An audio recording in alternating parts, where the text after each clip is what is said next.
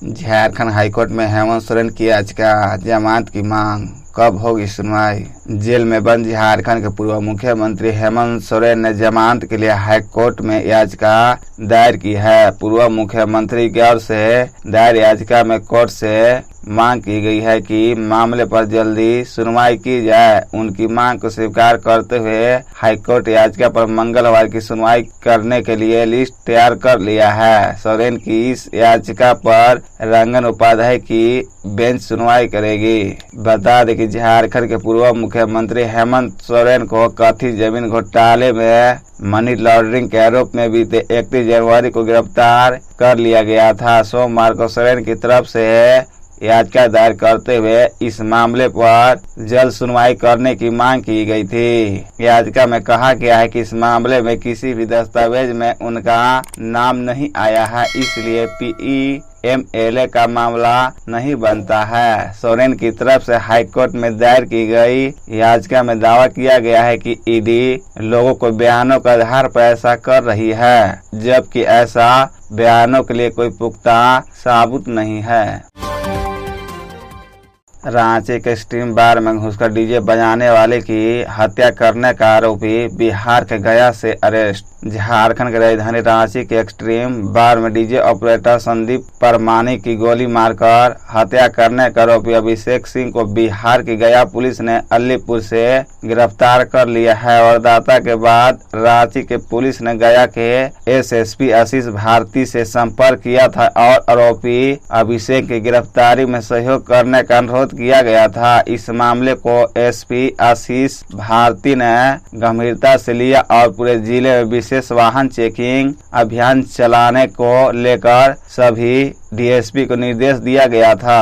आरोपी अभिषेक सिंह की गिरफ्तारी को लेकर एक विशेष टीम का गठन किया गया। इसमें टेक्निकल सेल के पुलिस अधिकारियों को भी शामिल किया गया। सोमवार को SP ने बताया कि इसी क्रम में गया पुलिस की विशेष टीम अलीपुर थाने की टीम ने झारखंड पुलिस के साथ संयुक्त रूप से अलीपुर थाना क्षेत्र में छापेमारी कर आरोपी अभिषेक सिंह को गिरफ्तार कर लिया और आगे कार्रवाई को लेकर झारखंड पुलिस को सौंप दिया गया है।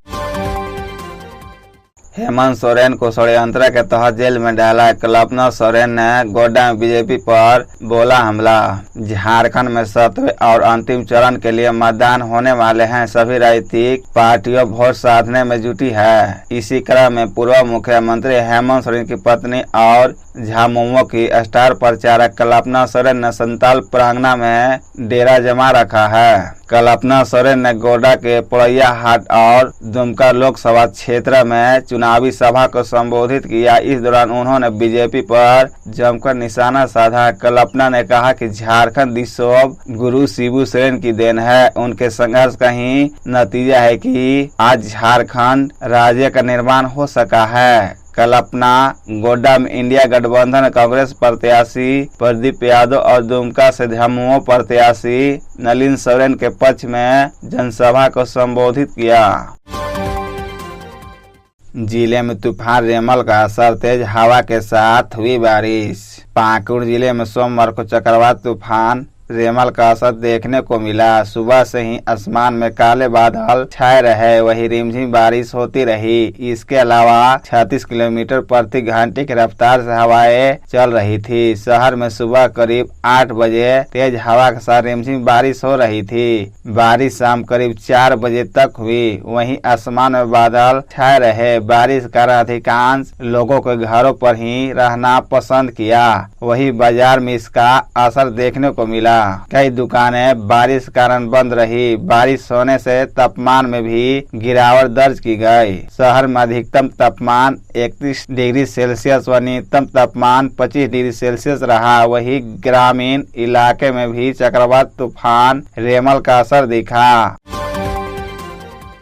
आलमगीर आलम को फिर 3 दिन की ईडी रिमांड में भेजा। टेंडर में कमीशनखोरी मामले में हुई थी गिरफ्तारी। झारखंड के ग्रामीण विकास मंत्री आलमगीर आलम को एक बार फिर प्रवर्तन निदेशालय ईडी की रिमांड में भेज दिया गया। इस बार मंत्री को 3 दिन की ईडी की हिरासत में भेजा गया है। इसके पहले उन्हें 6 दिन और 5 दिन की ईडी रिमांड पर भेजा गया था।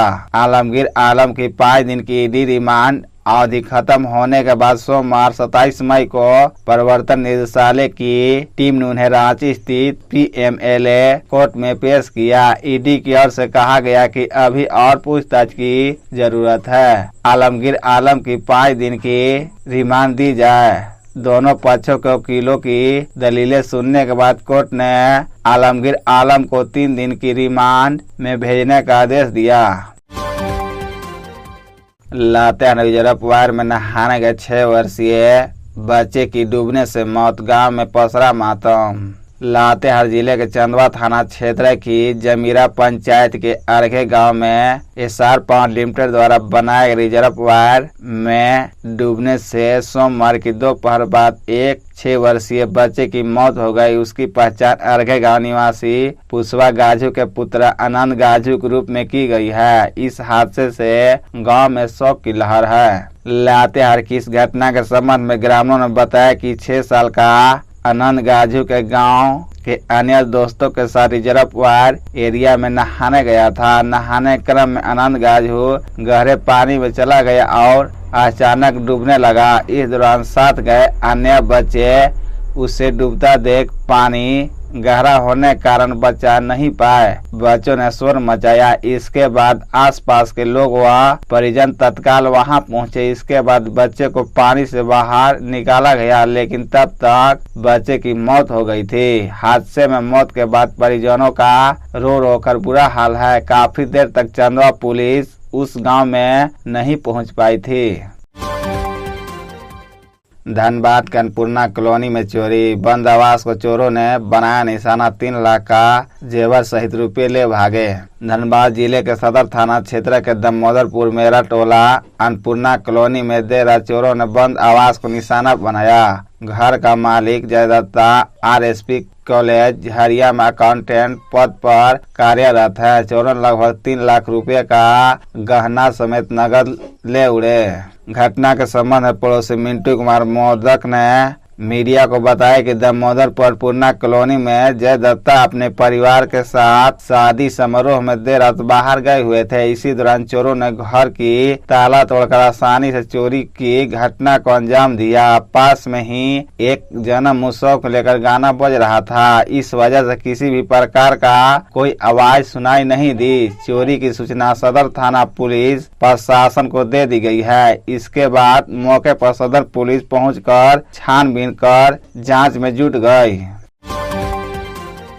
जमशेदपुर के परसुडी में हत्या। पत्थर से कुचकर अधेड़ की हत्या। घर से 500 मीटर की दूर मिला शव। जमशेदपुर के परसुडी थाना अंतर्गत LBSM कॉलेज के पास कचरा डंपिंग यार्ड में गेताडी निवासी 46 वर्षीय राजू अग्रवाल की हत्या कर दी गई। रविवार रात राजू का शव घर से 500 मीटर की दूरी पर डंपिंग यार्ड में पाया गया। शव मिलने की सूचना परिजनों ने पुलिस को दी, जिसके बाद पुलिस मौके पर पहुंची और शव का पंचनामा कर पोस्टमार्टम के लिए भेज दिया। शव के पास से पुलिस ने एक बांस और पत्थर बरामद किया है। आशंका जताई जा रही है कि राजू की हत्या पत्थर से कुचकर की गई है। राजू अपने घर से ही राशन सप्लाई का काम करता था। इधर पत्नी प्रियंका अग्रवाल के बयान पर अज्ञात के खिलाफ मामला दर्ज कर पुलिस जांच में जुट गई है।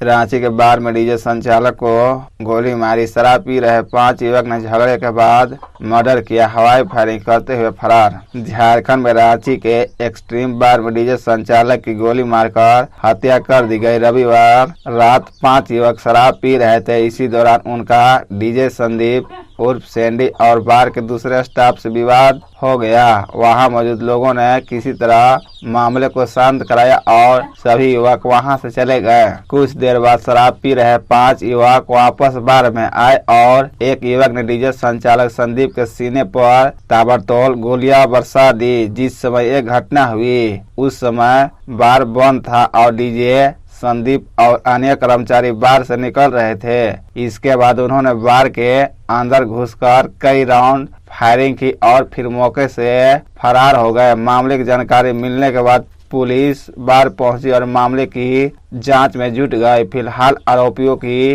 गिरफ्तारी के लिए छापेमारी की जा रही है। घटना रांची के चुटिया थाना क्षेत्र की है।